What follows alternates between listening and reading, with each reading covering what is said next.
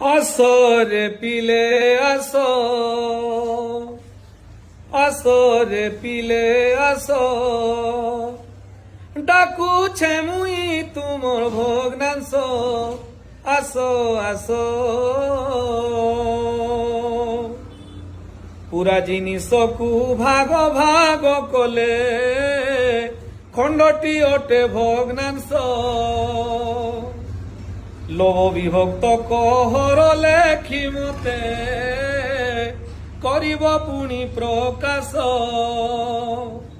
শুন ঠারু বেশি এক ঠারু ଊଣା কহিব মতে প্রকৃত।